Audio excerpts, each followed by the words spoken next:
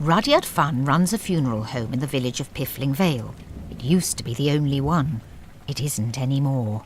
With Eric Chapman around, Rudyard never wins.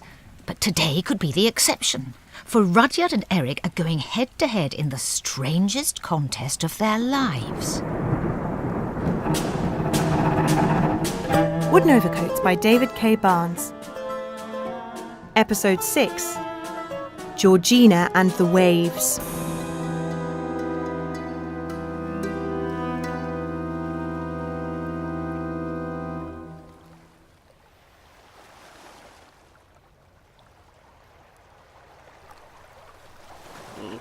You know, you're looking at me as if this is somehow my fault. Am I, Rudyard? Yes. Well, Do you think there might possibly be a good reason for that, Rudyard? aside from your vindictive nature, no, I don't. Not at all. After all, Georgie, you don't blame me for our current predicament, do you? Yes. Well then? Oh. Well, I've said I'm sorry. No, you haven't. Haven't I? No. Well, good, because I'm not. I mean, taking this situation empirically, looking at it by and large, I'd say that the person responsible for this is Eric Chapman. But since he isn't here with us, you're lashing out at the next best thing, which just happens to be me. Rudyard, as we've already established today, a disturbed penguin would be a better next best thing than you. That's unlikely, but, you know, a more nuanced perspective. Rudyard, my hands are around your throat. Yeah. The slightest excuse, Rudyard, don't hand it to me on a plate. Sure thing. Yes, well, as you might have ascertained, we today begin in medias res, which is your actual Latin for I've skipped ahead to the good bit, because it's been a very trying day, all told, and I'm still wondering just how we managed to find ourselves in a small rowing boat drifting aimlessly around the Atlantic Ocean. How far do you think we are from the mainland? God knows. We're getting dark soon. Yes. Stars will be coming out, though. I'll be able to tell which way is north. Really? Yeah. I'm great at reading stars. Me and Anna taught me. Georgie? Yeah? Why is your grandmother here in the boat with us? I'm just enjoying the day out. Shouldn't we have left her on the mainland? She didn't want to stay behind, did you, Nana? Oh, I like to be included. Of course you do. They'll be wondering where we are, I suppose. The Mayor, the Reverend, Captain Sudbury. Eric Chapman. Chapman. He won't miss us. When we're out of the way, he can simply take over Piffling whenever he wants. But he planned this all along. I don't think so, Rudyard. Why not? Because not even Chapman would bank on you being such a complete prat. Oh, don't underestimate him, Antigone. And to think, this whole thing started 9 hours ago, when I came back from that meeting at the lighthouse, and told you both that... We know. What? We know what happened, Rudyard. We were there. Yes, but I thought you might be interested in my perspective. No. Georgie, how about... No. I wouldn't mind hearing. Yes, you would. Fair enough. So you'd rather we just sat here in silence? Bloody well suits me. Me too. Right, well, silence it is.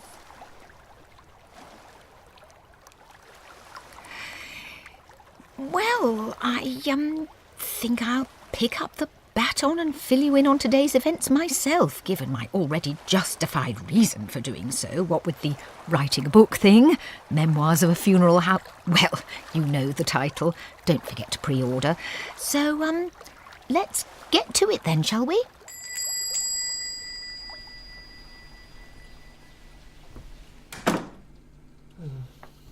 I think events really kicked off that morning when Rudyard paid a visit to the Piffling Vale sweet shop, The Broken Tooth, owned by the ever-conscientious Agatha Doyle. Rudyard Funn! I was beginning to think we'd lost you. Too many sweets. No, not at all. Splendid, splendid. Could you read this sign for me, please? Yes. Eating sweets can seriously damage your health. And this one? Sweets cause lung disease. And last one. Careless sweets cost lives. What? Thank you. People should be kept informed, don't you think? Now, what can I get you today, Mr. Funn? Well... Your usual box of sherbet fountains? They cause tooth decay, but they're such good fun, aren't they? What can I get for... 17 pence? Oh dear. About half a sherbet dib-dab. Yes. A lolly without the sherbet, or the sherbet without the lolly? I think I'll take the lolly, Miss Doyle. Thank you. Righto. I don't like to pry, but is anything the matter, Mr. Funn? No. Just a fallow period. People are too darn healthy these days, I suppose. Really? I'd have said the opposite. People seem to be dying every day around here at the moment, in very peculiar circumstances. Suspicious, one could say. I'm sure there's nothing to it. I was a sergeant for the Barchester Constabulary before I retired. I know what I'm talking about. I'd have thought you'd be off your feet with work. No. No. May I have my lollipop now, please? Oh, golly, prattling on. So sorry. Here you are. Thank you. Tell you what, nobody's here. How about I sprinkle a pinch of sherbet onto your lolly for you? No charge. Would you? For old time's sake. It's very kind. And I shouldn't tell you this, but Mrs. Wilberforce, you know Mrs. Wilberforce? Yes. She has that ceramic hip collection. Yes, well, she's terribly poorly right now, and between you and me and the sherbet, I think she'd be very much in the market for booking a service. Really? In fact, if you pop round now, you might catch her before she, well, goes. Not a bad idea. Thank you, Agatha. I'll go straight away. Rudyard, how's Trish? Hello, Miss Doyle. 2 boxes of sherbet fountains, please, and a tray of Turkish Delight. I'm celebrating. What's the occasion? I was just passing Mrs. Wilberforce's, and she called me in to look at her ceramic hip collection, and before I knew what was happening, she booked a funeral. Oh. You can't argue with fortune, can you? What would be the point? Oh, sorry. Do excuse me. Hello, Broken We're bad for you, but don't be put off. How's life treating you, Rudyard? It's not treating me to anything just now. Was that a sherbet dib, Dad? Good idea. I'll chuck a few of those in myself. Listen, Rudyard, I don't suppose a quick word? About what? Georgie, actually. Has she mentioned me at all, even in passing? No. Or perhaps just a sigh, something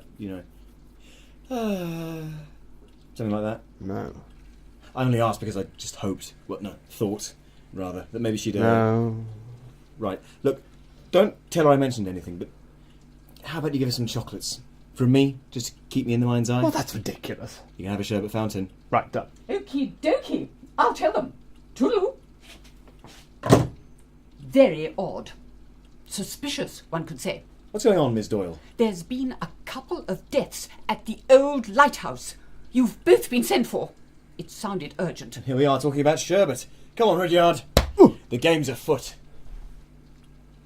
I've dropped my lollipop. 20 minutes later, Rudyard and Eric found themselves in Piffling's old lighthouse, standing before Piffling's old lighthouse keeper, Captain Scott Sodbury.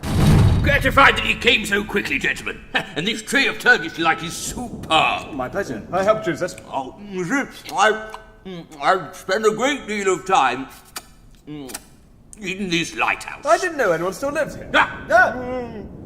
That's the point, you see. Quiet and solitude. But stand up there, on the top, and you can see for miles around. Everything. Understand me? Everything. How long have you lived alone? Nothing escapes my notice. Nothing. On the whole of Piffling. The king, on his battlements, surveying his domain. That's me. Up there. See what I mean, don't you? You know what I mean? Can I have some more Turkish Delight? Help yourself. You're going to need it. Well, thank you. Captain Sodbury. I'm sure I've heard that name before. Adventure on the high seas, far-off places, temples lost, treasures found, all up here. My head, I've seen. Look, if you're just going to ramble at us, then I'd sooner... Sit yourself down, sir. Sit yourself down. Been a long time since the cold steel tasted some fresh blood. I'm so glad this is happening. I've watched you, Mr. Chapman, this past few weeks, smuggling yourself into this Piffling community, leeching the life and blood of this pitiful young boy, Rudyard. He's 35. Shut up! Sorry. So you should be. Survival of the fittest. I respect you for that. Truth is, lads, I'm an old and corpulent wreck. I'm not long for this world, and I've a question to ask you both. Yes? Yes? No doubt. Which of you would provide a funeral befitting an ancient, distended mariner? Well, to be honest, I think I'd do quite... Oh, sorry, you go first. Thank you, I shall. Now look here. It came to me in a rum-induced vision. An affair of honour. Mano a mano. A duel. You don't seriously mean... Gentlemen, Choose your weapons. Yes. Captain Sodbury, you are aware that these are a pair of dead seagulls? You catch on quick, boy.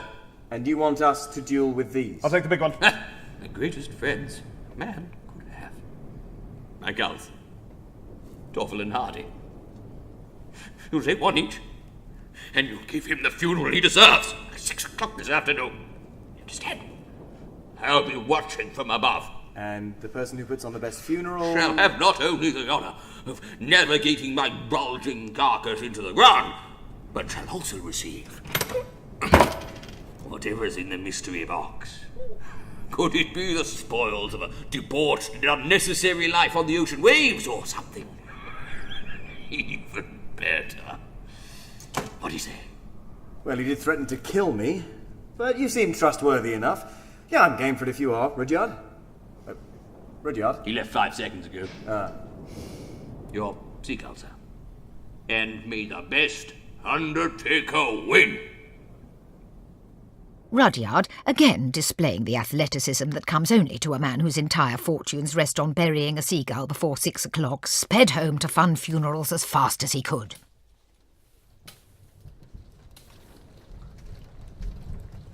Antigone, I don't hear sweeping. what's that book you're reading? Nothing, go away. Island of Passion by Veronica Knight. Georgina, go away. Sounds raunchy. It isn't. Are you reading a raunchy book? No, I'm not. It's a romantic thriller. Go away. Can I read it after you're done? No, Is that because it's a raunchy book? it is not a raunchy book. What happens in it? There's a shipwreck, and the only survivor is a young woman who gets swept up onto a mysterious island. And all the inhabitants are men. Yes, but that's not the point. It's not the point, Georgie. It's a deeply philosophical treatise. And raunchy. I'm not reading a raunchy book. Christ almighty, can't a woman read a book in the privacy of her own funeral home without being interrogated? Only if it's not a raunchy book. It's not a raunchy book. Now look here, everyone. Antigone, put that raunchy book down. Oh, for the love of... Antigone, Georgie, we're at action stations. We're going to get the body in the coffin in the ground on time, and that time is 6 o'clock this afternoon, so we've got to get cracking. You mean we've got a client? Yes, we have. Oh, thank God. Who is it? This! Rudyard, that's a dead bird. Yes, it is. Georgie, knock him unconscious. Sure thing. No. It belongs to the lighthouse keeper. Chapman's got one too. Whoever gets their seagull the best funeral by 6 o'clock gets the client and the cash. But it's so undignified. Antigone, we need that money. This is really what we're reduced to. What's for dinner tonight? Some carrots? Yes, this is what we're reduced to. Right. We've got just over 5 hours. Antigone, you get embalming. Georgie can knock us up a tiny coffin, and I'm going to run around the village and invite the crowds. That's not the best idea. No one likes you. Good point. You get the mourners, I'll do the coffin. Done. Oh, where's it happening? We'll need something big if we're going to give Chapman a good hard thrashing. I was thinking it's on... You're right. Yes, shut up. Sure. I was thinking it's off on the way here. We're going to do it on the cliffs, near the lighthouse. Bury him there, close to home, overlooking the sea, his avian fellows wheeling in the sky. And just as the sun begins setting and night unfurls its eternal shroud. Roger, that's actually beautiful. And Eric can shove his seagull up his arse. So poignant I could cry. Afternoon, Rudyard. Chapman! I just wanted to... Oh, Georgie, hi. Good to see you again. What do you want, Eric? Oh, well, you see... Hello. Ah! It was deliberate, that. Right. Anyway, I came to make you guys an offer. It's a trap. Georgie, attack! On it! Wait. I come in peace. You can put the broom down. We should hear her out at least. Georgie, stand down. What is it, Chapman? Look, I'm not sure what your plans were this afternoon, but speaking for myself, I'm going to get the yacht out, sail into Piffling Bay, and give my seagull a burial at sea. Damn, that's actually a nice idea. Antigone, hold hard. Invite some friends, make a proper thing of it. Fun for everyone. And that's what you've come over to tell us. Georgie, take no prisoners. No, wait! Why don't you share the yacht with me? We can both do our funerals side by side. No funny business, just some rock-solid funeral directing with all our friends and a cracking buffet to finish off with. What do you think? Why are you offering this? Because it's not worth it. The contest, there's no point. You mean because you're bound to win it anyway? No! Well, no, that's not what I mean. No, well, that's what you just said. As in, no, well, obviously I'm going to win. That goes without saying. That's not what I meant. No, well, I don't even care if they live or die. That's ridiculous. Is it? Tell me that you care, Eric. Tell me that you care! Stop shaking me! Look, it doesn't make a difference anyway. Antigone, stop shaking him. My arms! We're fine this afternoon because Rudyard's come up with his own idea for a funeral, and it's an absolute blinder, isn't it, sir?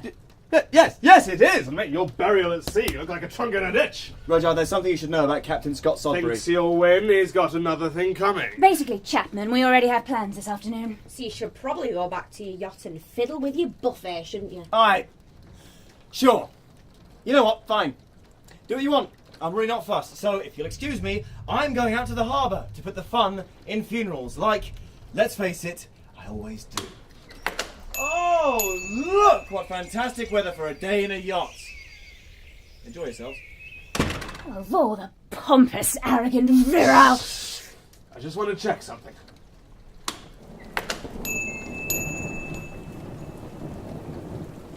One day. Right! Let's show him how it's done. This is a fun funeral, damn it. It's time to get our gloom on. And that's how, 4 hours later, Rudyard's crew found themselves at the Piffling Cliffs, standing solemnly around a seagull's grave, unsure quite how to proceed, and perhaps regretting certain words hastily expressed 4 hours ago. They are having fun on that yacht, aren't they? If they're having fun, then they aren't doing it properly.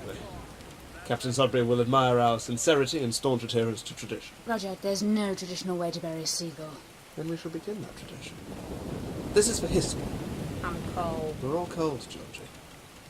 It'll help us look miserable. Believe me, Rudyard, we aren't pretending to be miserable. Let's just do it, shall we? But no one's here yet. Georgie, where is everyone? Over there on that yacht. Including the vicar. Yep, there he is, dancing under the limbo stick.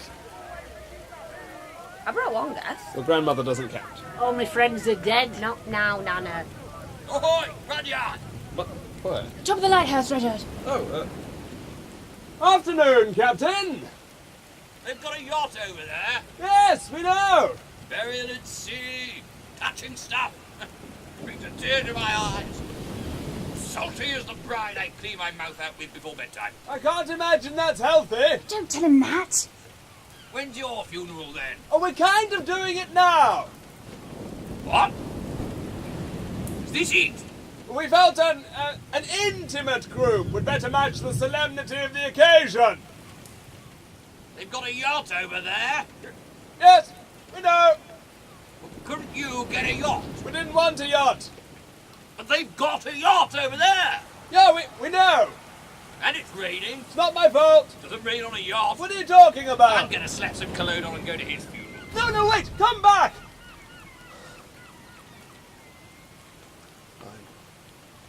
Antigone, would you get your head out of that novel? Is it a raunchy one? No, it isn't. Antigone, could you focus, please? On what, Rudyard? This is a complete and utter washout. Face it, he's beaten us again. Well, we won't go down without a fight. Who cares, Rudyard? What is the point? You actually asking me that? Yes, I am. Guys, come on. Because we've got to try. Why? We're standing in the cold and the wet burying a seagull that doesn't appear to have a name. Well, it does have a name. I just couldn't remember which bird I picked up. Let's try Look, and enjoy... just give up, Rudyard, for God's sake. Give up. That man over there is Eric Chapman. And he'll always be Eric Chapman. What's that supposed to mean? It doesn't mean anything, it's just a fact. No, come on. What are you saying? Nothing. Antigone, what are you You're saying? not good enough. We're not good enough. Look at him. He's throwing a party on a yacht. With a fireworks display. We're just not good enough. Roger.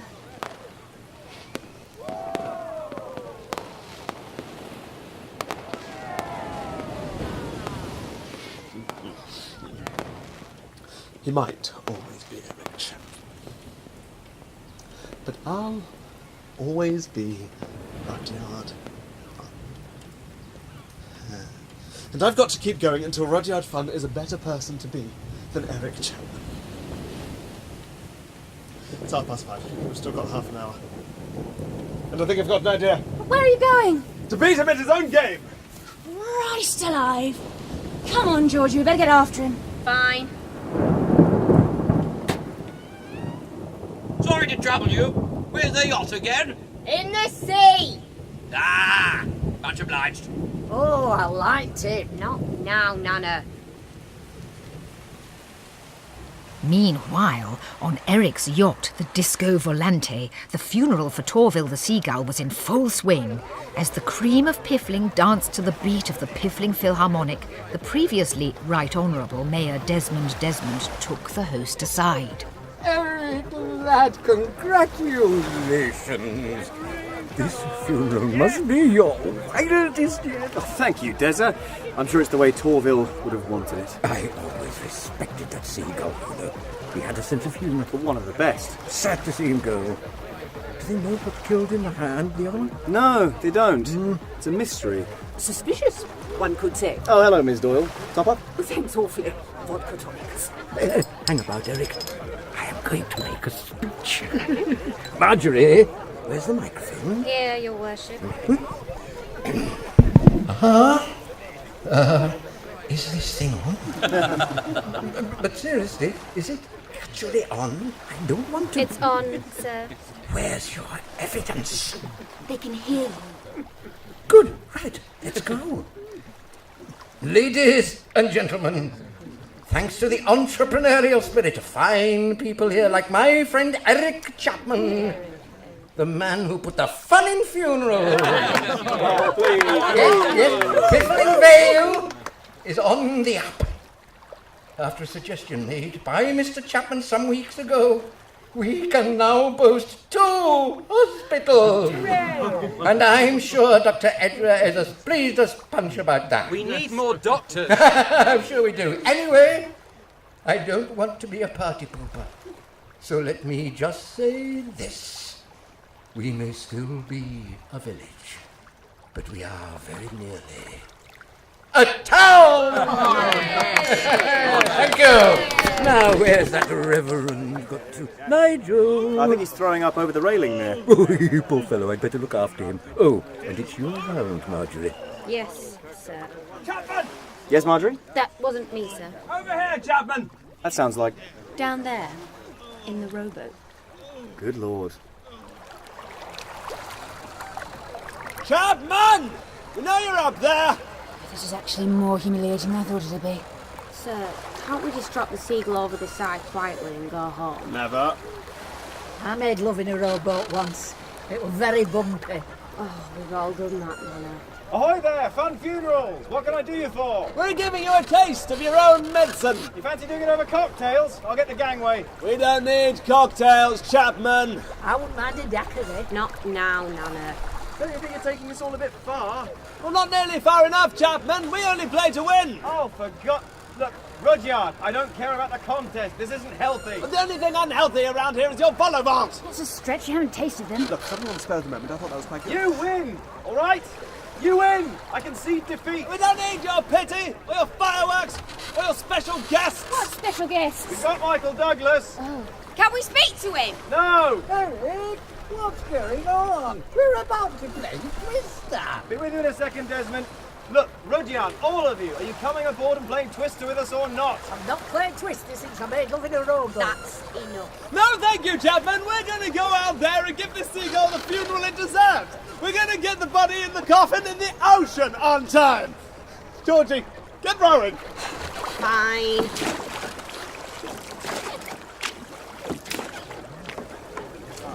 Extraordinary. You're surely temper, Mr. Chapman. Oh, thank you, Marjorie. You look worried. I am. But not for myself. Right then, Mr. Douglas. Right hand on green. He's done it! On Rudyard's orders, Georgie rowed as furiously as she could until, eventually, well, here we are, adrift, tired and nowhere to go, and still with a dead seagull to dispose of. Still, I should be grateful. They haven't tried eating me yet. What time is it? Can't see my watch. Antigone, hand me the torch. No, I'm reading my book. Island of Passion by Veronica Knight. Yes. Is it the one where the girl gets washed up onto an island? Yes, that one. Oh, my. Or maybe it isn't. Shut up, go away. Oh, it doesn't matter. Wait, Georgie, Yeah? the stars are out. You can navigate us home. No, I can't. You said you could. No, I said I could find the North Star. Where would that take us? North. Do you want to go to Greenland? No, I met my Harold in I Greenland. don't care. He were Danish. I said I don't care. Don't talk to Nana that way. I'm sorry, Nana Cruiser. Oh, don't worry. I'm used to getting yelled at by undertakers. Could you all keep quiet? Some of us are trying to read. When are we going to San Marino? San Marino? Yeah, like, you were put in charge of the village fete, and then you burst in and said, we're emigrating. And I said we should go to San Marino, and you said, OK, we'll go to San Marino. So I just wondered, when are we going to San Marino? Told you that was weeks ago. So why aren't we there yet? I don't want to go to San Marino. Well, the rest of us might want to go. Antigone, do you want to go to San Marino? I want to die. There you are, she doesn't want to go. Madeline? Oh, who asked you anyway? I don't care. I want to go. Well, get out and swim for it then. I'm leaving Nana behind. Oh, don't worry about me, dear. And you can't swim to San Marino because it's surrounded by Italy. So you'd have to swim there and then take a bus. Oh, go on then. Have I got a bus fare? No. Georgie, we're not going to San Marino, and that's final. Besides, we settled on Vatican City. Will you two shut up? Shut up! Both of you just shut up! Shut up, both of you! Shut up! Just shut up! Well, someone's in a bad mood. You do realise we're going to die out here? Well, you were all for it a few minutes ago. I want to die quickly and painlessly, not stuck out here, dying slowly of dehydration, starvation, heat exhaustion, and boredom, listening to you two going on about San Marino. Do you know how long it could take us to die out here? Days into weeks, maybe months. We'll drink the seawater and go mad, our eyes lolling in their sockets, just lying here, wasting away, our stomachs contracted, the skin hanging off the bone, too weak to even lift a finger, until we gasp our final dust-laden breath and disintegrate into oblivion. Didn't have any friends at school, you know. Thought not. Neither did you. Didn't want any friends. But that's even more pathetic. Oh, Rudyard, why doesn't anybody like me? Oh, Rudyard, is it weird to bite the heads off flowers? Oh, Rudyard, why am I allergic to toothpaste? Rudyard. Yes? I'd known my fellow passengers would succumb to psychotic hysteria, but as I watched Antigone slowly pick up her brother and dump him into the sea, I mused that it was happening rather sooner than I'd expected. It's wet! It's really wet! He's fallen in the water. Yes, Nana.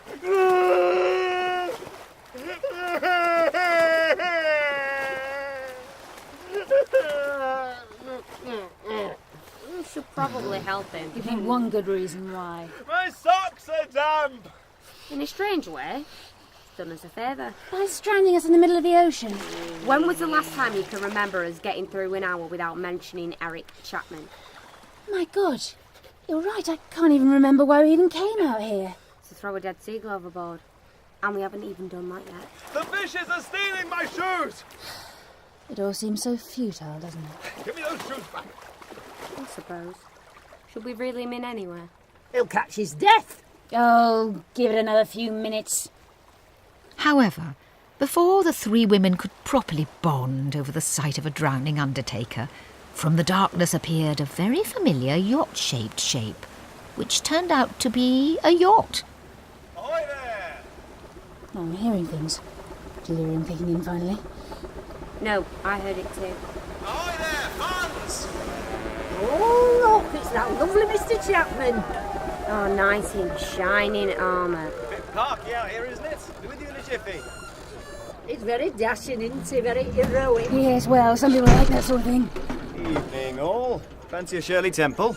How did you find us? Captain Sodbury has all his seagulls microchipped. We homed in on Hardy. We? And you too. Yes, he's here too. Where's Rudyard? I threw him into the ocean. Fair enough. Rudyard! Oh, God, it's you! Grab hold of the oar! No, I don't want to! God's sake, he can't even rescue properly. Rudyard, stop mucking about! Don't need your pity! But you've won the contest! What? We've won? But we didn't even finish the funeral. Yeah! This wasn't about funerals. It was about striving into the unknown, battling against adversity. It was about behaving like a true buccaneer. I still think that message was very unclear. We've been through this already. Yeah, you're right. Let's move on. We won! Antigone! Georgie! We sure did! Madeline! We won! My eventual funeral and the mystery chest. The treasures of a lifetime on the ocean wave! Damn it, Rudyard, there aren't any. What? He's not even a real captain. Until tonight, the only thing he'd ever sailed in was a pedalo. Sank within a day. So what's in the chest? 300 unsold copies of Island of Passion by Veronica Knight. Why do you have those? Because he is Veronica Knight. The most infamous erotic novelist of the Channel Isles. You've won yourself a chest full of red-hot literature. Wow! I knew it.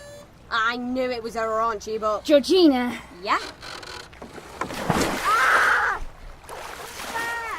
Totally unfair! Good Lord, Antigone? Eric? Hold my coat. Sure. Hang about, Georgie, I'll save you. Ah, get off, I don't need saving. What about me? In a minute, Rudyard. I've been drowning for ages. Rudyard, I am only one man. Well, I don't know about you, but I'm feeling hungry. Would you care to join me in a turn around the buffet? Why not? Actually, I was talking to this rapturous beauty. Oh, go on then. Come along, my dear. We'll share a kiss. Have you ever made love in a rowboat? You'd be surprised. I can't take any more of this. The fish are stealing my shoes. Yes, they'll do that. And so, ignoring the nautical brouhaha, Antigone sat down inside the rowboat and read the final few chapters of Island of Passion by the light of the silvery moon. If she couldn't quite concentrate on it at the moment, it didn't really matter. After all, she had another 300 opportunities to read it again later.